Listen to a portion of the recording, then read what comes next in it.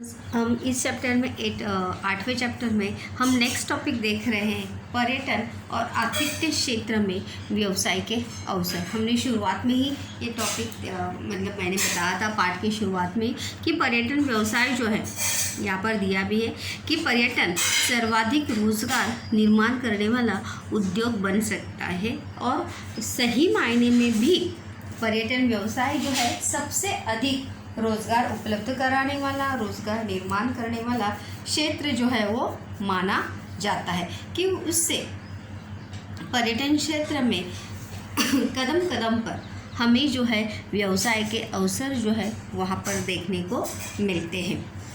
यदि हम पर्यटन की ओर एक व्यावसायिक दृष्टिकोण से ध्यान देंगे तो यह एक स्थायी रूप का व्यवसाय जो है हो सकता है। स्थायी रूप से, स्थायी यानी हमेशा के लिए हमारा व्यवसाय या हमारा एक उपजीविका का साधन के रूप में पर्यटन व्यवसाय जो है बहुत ही महत्वपूर्ण ऐसा रोजगार का माध्यम जो है वो हमारे लिए सिद्ध हो सकता है। इसमें नवनवीन प्रयोग करने के लिए बहुत विपुल अवसर है क्योंकि पर्यटन क्षेत्र में पर्यटक जो है वो हमेशा आते ही रहते हैं। तो साथ ही साथ स्थानीय लोगों के साथ साथ उस पर्यटन क्षेत्र से जुड़े हर एक व्यक्ति को जो है वहाँ पे रोज़गार का माध्यम या साधन जो है बच्चों वहाँ पर उपलब्ध होता है और वहाँ पर हम हमेशा नई पॉलिसीज़ या नए वहाँ पे चेंजेस जो है अपने व्यवसाय में, अपने प्रोफेशन में, अपने बिजनेस में करके उसमें दिन प्रतिदिन जो है आप अपनी प्रगति कर सकते हैं और अपने बिजनेस को या अपने व्यवसाय को ऊंचाइयों पर लेकर जा सकते हैं। पर्यटन के कारण अनगिनत लोगों के लिए रोज़गार के अवसर उपलब्ध होते हैं।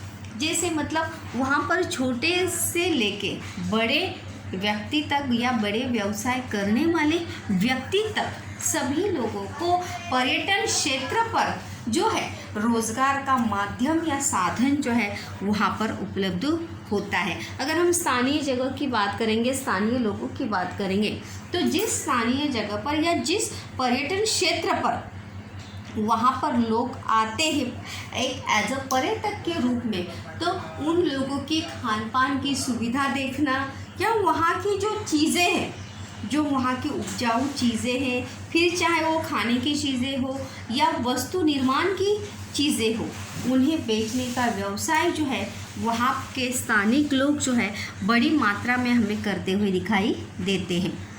विदेशी पर्यटक जब हवाई अड्डे पर पाँव रखता है, मतलब वहाँ से एक पर्यटन क्षेत्र में व्यवसाय की कड़ी जो है कब शुरू होती है, जब हम अपने ट्रैवल की या अपने यात्रा की बुकिंग करते हैं, टिकट की बुकिंग करते हैं, तो वहाँ से शुरुआत जो है पर्यटन व्यवसाय की शुरुआत जो है वहाँ से होती है। तो जब तक हम वहाँ पर पहुँचते हैं, रहते हैं, खाते हैं, शॉपिंग करते हैं, तो ये सभी चीज़ें जो है किससे जुड़ी होती हैं? पर्यटन व्यवसाय के से ही जुड़ी होती है। उसके पहले से वह उस देश को आय प्राप्त करा देना शुरू करता, आय यानी इनकम। जिस देश में वह पर्यटन करने हेतु जाता है उसके द्वारा दी गई वीज़ा फीस के कारण, क्योंकि जिस देश में हम जाते हैं वहाँ पर जाने के लिए उस देश की अनुमति यानी वीज़ा जो है वो चाहिए होता है और उसके लिए जो पैसे चाहिए जिससे फीस होते हैं, जैसे एंट्री फीस होती है, तो जैसे वीज़ा फीस जो है दूसरे देश में जाने के लिए चाहिए होते हैं, तो वहाँ से करेंसी जो है हमें प्राप्त होती है और फीस के कारण हमारे देश को राजस्व प्राप्त होता है। राजस्व प्राप्त होता है मतलब वहाँ की करेंसी जो है हमारे देश में आती रहती है दूसरे देश की। यात्रा व्यय यानी खर्च, होटल में रहना, खाना, दुभाषी की सहायता, दुभाषी यानी गाइड, जो मार्गदर्शक होता है, जो गाइड करते हैं उन्हें कहते हैं दुभाषी, क्योंकि जो गाइड करने वाले हैं या उस क्षेत्र की जानकारी रखने वाले जो है वो 2-3 भाषा की जानकारी जो है वो रखते हैं। हिंदी और वहाँ की जो बोली भाषा है उसकी जानकारी उन्हें रहती है और एज वेल एज उन्हें इंग्लिश की भी जानकारी वहाँ पर होती है, क्योंकि वहाँ पर जो पर्यटक आते हैं वो विदेशी पर्यटक भी होते हैं, तो इसलिए उन्हें हिंदी, स्थानीय भाषा और इंग्लिश, ये तीनों भाषा की जानकारी जो है उस गाइड को या दुभाषी को होनी चाहिए। समाचार पत्र, संदर्भ साहित्य खरीदना, देखो ये यहाँ पर प्रश्न भी है, पर्यटन के व्यवसाय के कौन कौन से अवसर जो है वहाँ पर उपलब्ध होते हैं, तो ये इस प्रश्न का उत्तर भी है वहाँ पर। साहित्य खरीदना, स्मृति के रूप में स्थानीय वस्तुएं खरीदना, जैसे हम किस जगह पर जाते हैं, जैसे आगरे का ताजमहल हम गए हैं देखने, तो वहाँ पे अगर आप देखेंगे तो बहुत सारे दुकानों पर आपको ताजमहल की प्रतिकृतियाँ जो है अलग अलग इसमें देखने को मिलेगी, कांच की मिलेगी, लकड़ी की, थर्मल की, अलग अलग प्रकार की ताजमहल की प्रतिकृतियाँ जो है आपको देखने की मिलेगी। तो प्रतिकृतियाँ जो है लोग याद के रूप में खरीदते हैं, फ़ोटोज़ खरीदते हैं, अलग अलग जहाँ की जो फेमस चीज़ें हैं वो खरीदते हैं, और उन चीज़ों को बेचने वाले सभी लोगों को जो है वहाँ पर व्यवसाय का माध्यम जो है या व्यवसाय का अवसर जो है वो उपलब्ध होता है। साथ ही साथ अगर हम देखेंगे तो पर्यटन केंद्रों के परिसर में बाज़ार फैलते जाते हैं, वहाँ पर जो है बाज़ार यानी दुकानें जो है हमेशा हमें बढ़ती हुई दिखाई देती है। दुकानों की संख्या, बाज़ार की संख्या जो है, लोगों का आवागमन की संख्या जो है पर्यटन स्थानों पर, पर्यटन क्षेत्र पर हमेशा बढ़ती हुई नज़र आती है। वहाँ हस्त उद्योग और कुटीर उद्योग का विकास होता है। हस्त उद्योग और कुटीर उद्योग मतलब वहाँ की जो फेमस, जैसे लास्ट टाइम मैंने बताया था कि हस्त उद्योग यानी जो चीज़ें जो है हस्तकला या हाथों के माध्यम से बनाई जाती है, मतलब नक्शी काम हो, चित्रकला हो, पेंटिंग्स हो, कोई मिट्टी के बर्तन हो, चूड़ियाँ बनाना हो, मूर्तियाँ बनाना हो, और साथ ही साथ वहाँ की फेमस पदार्थों के रूप में भी कुटीर उद्योग का विकास जो है वो हमेशा होता हुआ हमें देखने को मिलता है। उन उद्योगों की वस्तुओं के क्रय विक्रय में वृद्धि होती रहती है। क्रय विक्रय यानी वहाँ पर वस्तुओं का लेन देन या वस्तु की खरीदी बिक्री जो है हमेशा बढ़ती रहती है। लोग खरीदते हैं, बेचते हैं, वहाँ से बहुत सारी चीज़ें, जैसे हम हमेशा जिस भी जगह पर जाते हैं उस जगह की याद के रूप में वहाँ की प्रसिद्ध चीज़, वस्तु, कोई फ़ोटो जो है हम याद के रूप में अवश्य अपने साथ खरीद कर जो है वो लेकर आते हैं। जैसे अगर किसी हम धार्मिक स्थल पर एज अ पर्यटक के रूप में अगर हम गए हैं तो वहाँ की मूर्तियाँ या फ़ोटो जो है हम ज़रूर एक स्मृति यानी याद के रूप में ज़रूर हम वहाँ से लेकर आते हैं कि इस जगह पर हम गए थे।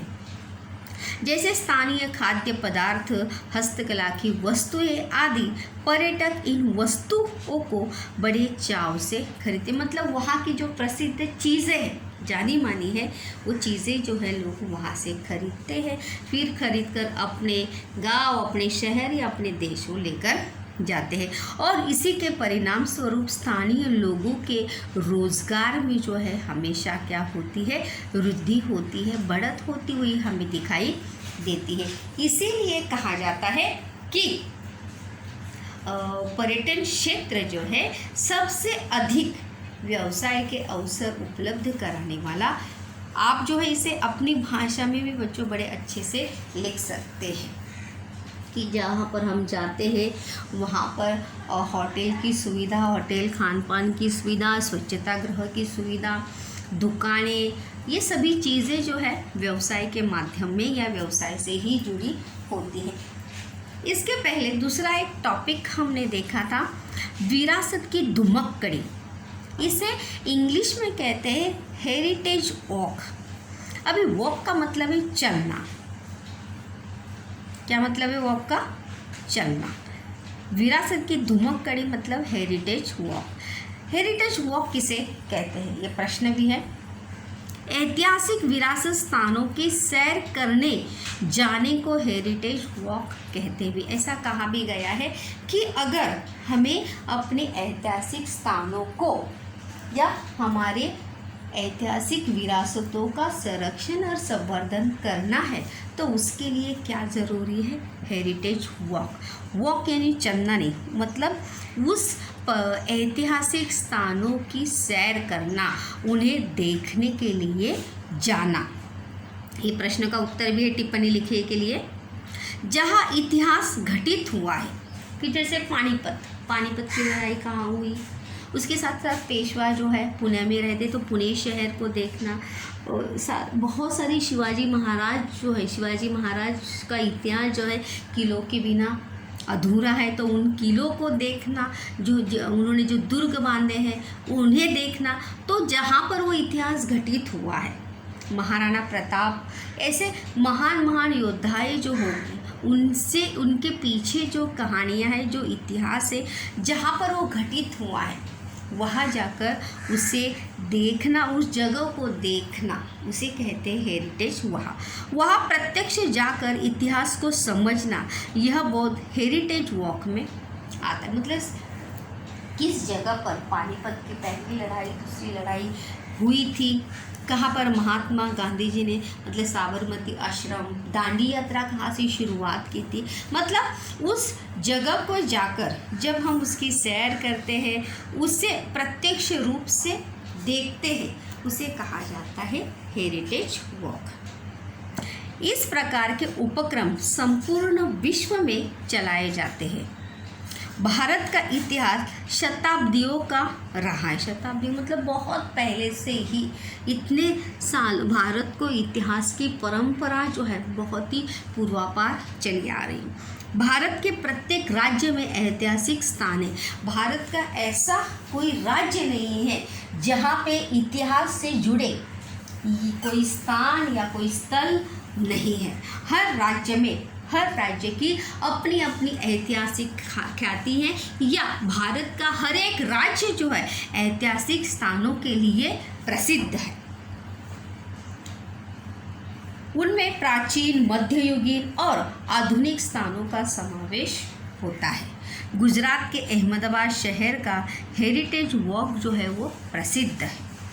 महाराष्ट्र में मुंबई, पुणे आदि शहरों में से ऐसे उपक्रमों का आयोजन जो है वो किया जाता है, क्योंकि बच्चों को, लोगों को अपने देश में या अपने राज्य में, अपने शहर के ऐतिहासिक स्थानों के बारे में जानकारी हो।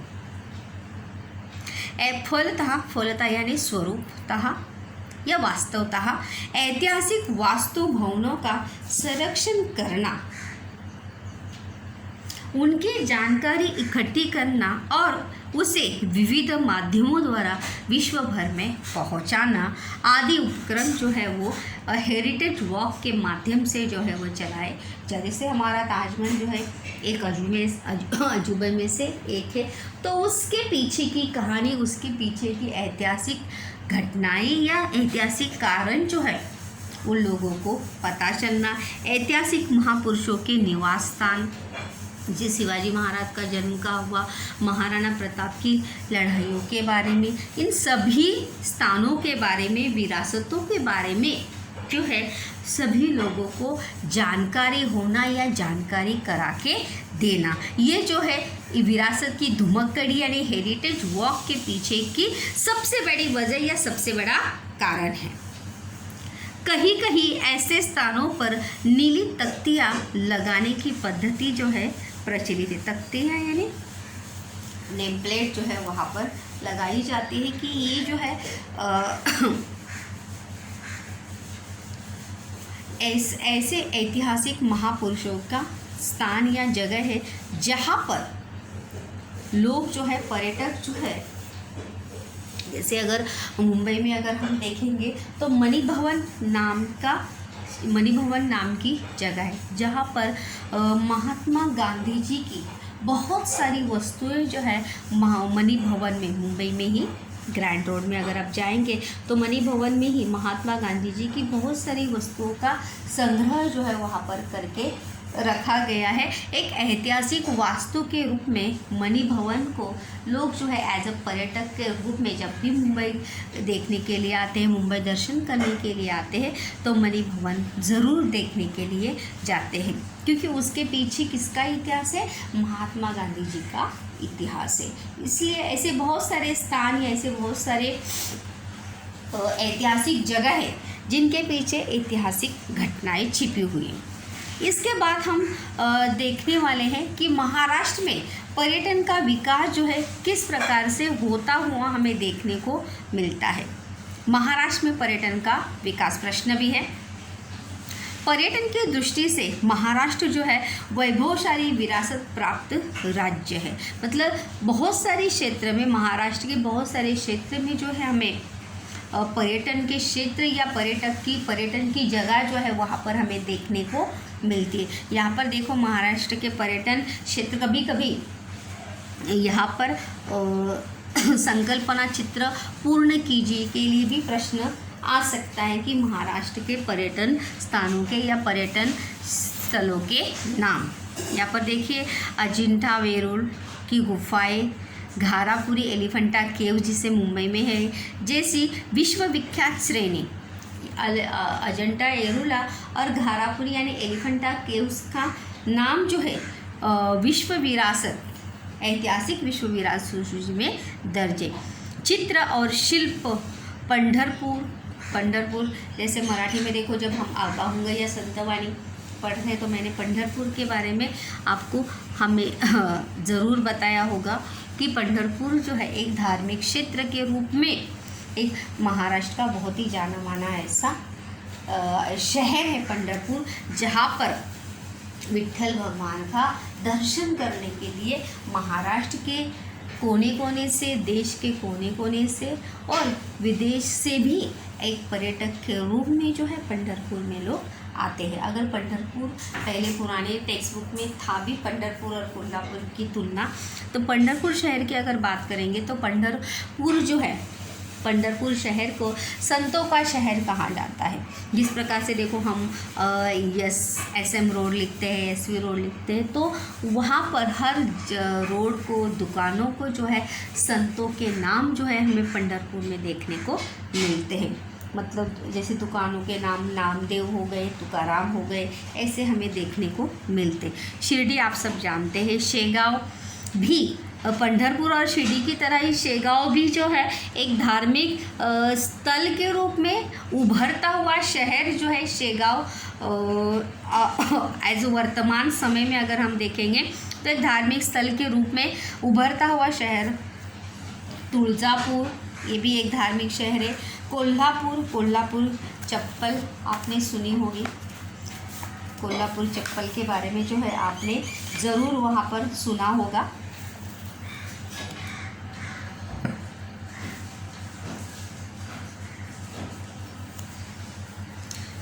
उसके बाद बारी आती है नासिक, पैठन भी, जहाँ पर आळंदी, पैठन जो है पुणे में शहर है, त्र्यंबकेश्वर जो नासिक में है, देहू, आळंदी, जेजुरी, ये सभी जो है महाराष्ट्र के धार्मिक क्षेत्रों में से एक क्षेत्र है, जहाँ पर लोग जो है धार्मिक पर्यटन के रूप में साल में बहुत बार जो है एक धार्मिक पर्यटक के रूप में वहाँ पर भगवान का दर्शन करने के लिए अवश्य वहाँ पर जाते हैं। साथ ही साथ अगर मुंबई की अगर हम बात करेंगे तो हाजी मलंग, नांदेड़ का गुरुद्वारा, मुंबई का माउंट मेरी चर्च जो प्रसिद्ध है बांद्रा में जो है, उसके साथ साथ महाबलेश्वर, पाचगणी, खंडाला, लोनावला, माथेरान, चिखलदरा, देखो ये महाराष्ट्र के ठंड हवा के स्थान है। संकल्पना चित्र पूर्ण कीजिए के लिए भी आ सकता है, या इसके लिए भी है ये असत्य जोड़ी के लिए। इसीलिए मैं हमेशा आपको बताती हूँ कि असत्य जोड़ी पहचानने के लिए हमें सत्य उत्तर, सही उत्तर भी हमें ज्ञात होना आवश्यक है, क्योंकि अगर हमें सत्य उत्तर ज्ञात नहीं होगा तो हम असत्य जो है वो पहचान पाएंगे नहीं। तो पाचगणी, खंडाळा, यहाँ से देखो शुरुआत होता है महाबळेश्वर, पाचगणी, खंडाळा, लोनावड़ा, माथेरान, चिखलदरा, ये महाराष्ट्र के ठंड हवा के स्थान है जहाँ पर साल के 12 महीने अगर हम देखेंगे तो वहाँ का वातावरण जो हमेशा ठंडा रहता है। तो इसीलिए पर्यटक जो है वहाँ पर हमेशा पर्यटक के रूप में वहाँ पर देश विदेश से जाते रहते हैं। कोयना नगर, जायकवाड़ी, भाटघर, चांदोली बांध, दाजीपुर, सागवेश्वर, देखो ये ताडोबा अभयारण्य का नाम भी आपको याद रखना है असत्य जोड़ी के लिए। ये किताब में जो गाइड में जो है इसका उत्तर नहीं है, तो ताडोबा का भी आपको याद रखना है। सागरेश्वर, दाजीपुर, ये चांदोली बांध जो है बड़ा सा बंधारा है पानी का, सातारा जिले में चांदोली बांध जो है। जायकवाड़ी, ये भी बड़ा सा बांध है। कोयना प्रकल्प जो है बहुत ही बड़ा है जिसके ऊपर महाराष्ट्र का 20 प्रकल्प जो है वो खड़ा है, या उसकी शुरुआत जो है महाराष्ट्र के 20 प्रकल्प भी कोयना नगर से ही हुई थी। कोयना प्रकल्प के रूप में जाना माना ऐसा 20 प्रकल्प जो है वो प्रसिद्ध है। ताडोबा ये अभयारण्य है। ये सभी महाराष्ट्र के महत्वपूर्ण पर्यटन स्थान है। 1975 ईस्वी सन में महाराष्ट्र पर्यटन विकास महामंडल, जो टूरिज्म डिपार्टमेंट रहता है, निगम की स्थापना की गई। देखो याद रखिए ईयर 1975 में जो है महाराष्ट्र के पर्यटन मंडल की या डिपार्टमेंट की जो है वो स्थापना की गई थी। परिणाम स्वरूप पर्यटन विकास को ज़्यादा से ज़्यादा प्रोत्साहन मिलने लगा और इस मंडल की ओर से राज्य में 47 स्थानों पर पर्यटकों के निवास की सुविधा जो है वो की गई। पर्यटन डिपार्टमेंट या पर्यटन विकास महामंडल का कार्य क्या होता है कि उस राज्य में जितने भी पर्यटन क्षेत्र है या पर्यटन स्थान है वहाँ पर आने वाले पर्यटकों की सुविधाओं का ध्यान रखना। इसमें लगभग 4000 से अधिक पर्यटकों के रहने की व्यवस्था हो जाती है। इसी के साथ साथ इस व्यवसाय में अनेक निजी व्यवसाय भी उतरे, मतलब गवर्नमेंट के साथ साथ सरकारी व्यवसायियों के साथ साथ वहाँ पर निजी या प्राइवेट लोग भी, मतलब जैसे होटल्स वगैरह भी वहाँ पर हमें ज़्यादा से ज़्यादा खुले हुए नज़र आते हैं। उसके बाद क्या आप जानते हैं, ये भी देखो, भारत में प्रथम अनूठा पुस्तकांचे गाव, ये रिक्त स्थान के लिए देखो भी प्रश्न है कि पुस्तकांचे गाव जो है किसी भिलार गाँव, वो पुस्तकों का गाँव जो है क्यों कहा जाता है।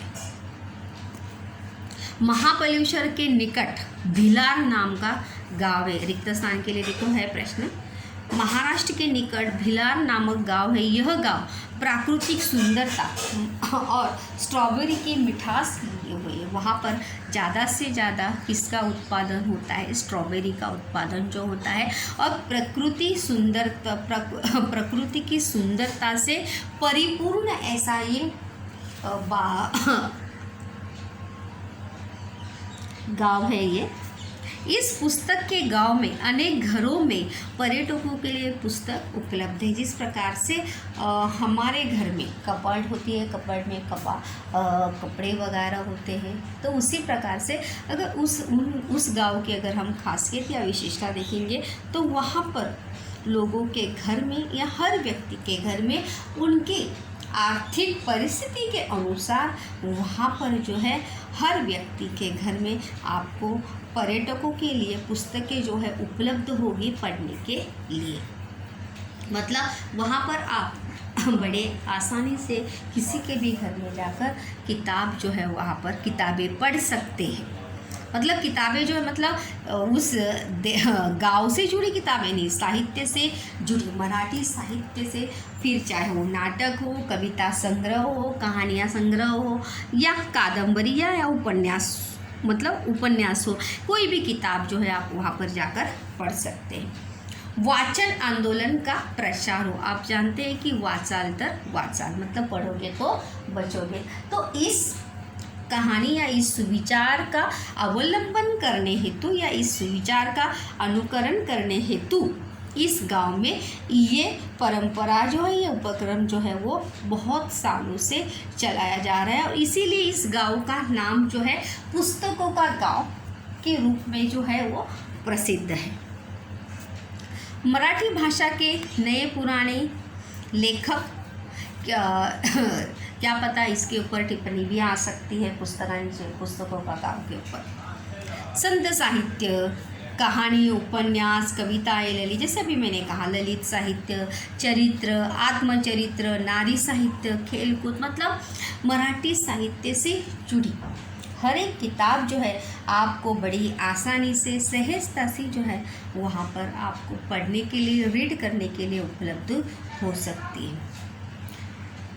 पूरे विश्व में आप वाचन आनंद लें, इसके लिए महाराष्ट्र सरकार द्वारा यह परियोजना जो है वो चलाई गई है कि हमें कहीं भी जाए लेकिन पढ़ने का आनंद मिल सके और लोगों के ज्ञान में बढ़त हो सके। यदि आप घूमने के लिए महाबलेश्वर गए तो भिलार गांव अर्थात पुस्तकों के गांव में अवश्य जाए। आपको फ्यूचर में अगर इन केस कभी भी मौका मिलता है महाबलेश्वर की सैर करने का तो आप ज़रूर महाबलेश्वर में जैसे एंट्री करते हैं तो 5 गनी के बाद एक छोटा सा गाँव है भिलार, उस गांव में अगर आप जाएंगे तो ज़रूर आपको ये मतलब उसे पुस्तकों का गांव क्यों कहा जाता है इसका परिचय जो है आपको ज़रूर मिल सकता है। उसके बाद क्या आप जानते हैं कि आधार पर भी प्रश्न पूछते कभी, महाबलेश्वर 5 गनी ठंडी हवा के स्थान है, यहाँ पर हज़ारों पर्यटक चले आते हैं। यहाँ मार्गदर्शक पर्यटकों को कुछ महत्वपूर्ण स्थानों की जानकारी बताते हैं। फोटोग्राफर अभी तो हर किसी की आदत जो है वहाँ पर हो गई है कि जहाँ भी जाते हैं तो हम क्या करना शुरू करते हैं, सेल्फी खींचना शुरू कर देते हैं, अपना फ़ोटो निकालना जो है वो शुरू कर देते हैं।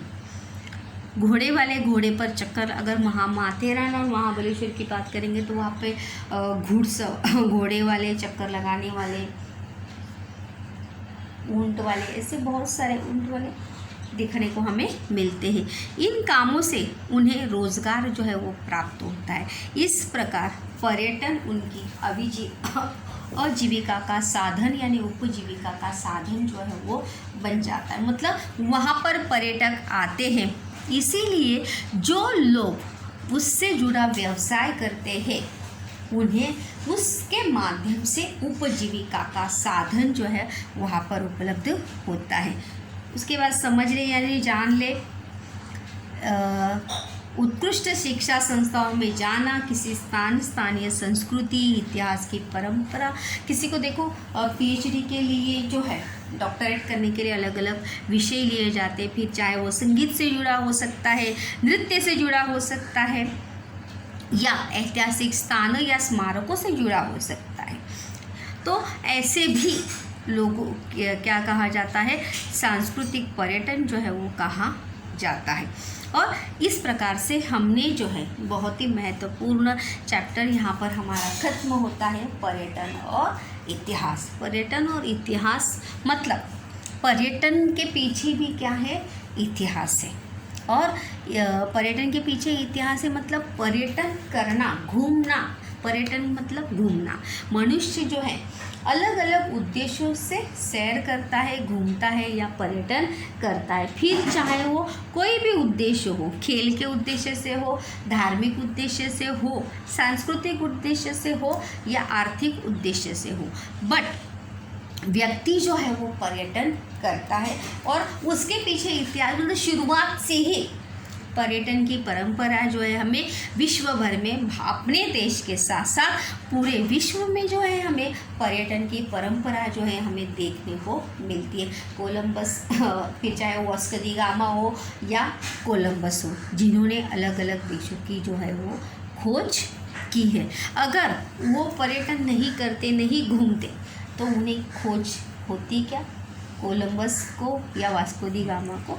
तो इसलिए पर्यटन और इतिहास, मतलब पर्यटन के पीछे इतिहास क्या है। इस प्रकार से बच्चों होप सो आप ये पार्ट जो है, जिस पार्ट में जितने भी क्वेश्चंस मैंने सब बताए गए हैं उन क्वेश्चन को आप जो है बड़ी ही अच्छे से रिवाइज करिए। और ओपन हैंडेड क्वेश्चन जो है इसमें लास्ट टाइम आया था, जो मैंने अभी आपको बताया था कि पर्यटन व्यवसाय जो है सबसे अधिक रोज़गार उपलब्ध कराने वाला व्यवसाय जो है क्यों कहा जाता है, इसके पीछे के कारण हमने डिस्कस भी किए, मैंने बताए भी थे। उसके बाद ज़रा ये देख लीजिए, बताइए पर्यटन के कारण आपके परिवार में कौन कौन से व्यवसाय जो है वो प्रारंभ हुए हैं। पर्यटन के कारण मतलब कभी जिस स्थान पर आप रहते हैं उस स्थान में अगर आप महाबलेश्वर में होते तो महाबलेश्वर में आपका व्यवसाय क्या होता, स्ट्रॉबेरी से जुड़ा होता, या वहाँ के पर्यटकों को ध्यान में रखते हुए आपने कोई दूसरा व्यवसाय जो है वहाँ पर शुरू किया होता। पर्यटन के कारण परिसर में रहने वाले लोगों के रहन सहन में क्या परिवर्तन दिखाई देता है। जैसे हमेशा हम आदान प्रदान करते हैं, फिर चाहे वो भाषा का हो, व्यवहार का हो या रहन सहन का हो, तो जाहिर सी बात है जैसे जैसे समय बदलता है वैसे वैसे स्थानीय लोग भी अपने अंदर जो है वो परिवर्तन जो है वो हमेशा निरंतर करते रहते। इसलिए पर्यटन के कारण परिसर में मतलब स्थानीय लोगों में जो है वो परिवर्तन होता है, क्योंकि जैसे जैसे लोगों को अलग अलग, क्योंकि वो एक ही लोगों को देखते हैं क्या, नहीं, बहुत सारे मतलब देश विदेश के लोगों का निरीक्षण वो करते हैं और निरीक्षण के साथ साथ उनमें जो अच्छी चीज़ें हैं उनको अपनाने का या अपने अंदर लाकर अपने में परिवर्तन करने का प्रयास जो है वो ज़रूर करते। फिर चाहे वो कपड़े का हो, रहन सहन का हो, बोलचाल का हो, अपने भाषा का हो, परिवर्तन जो है हमेशा हमें देखने को मिलता है।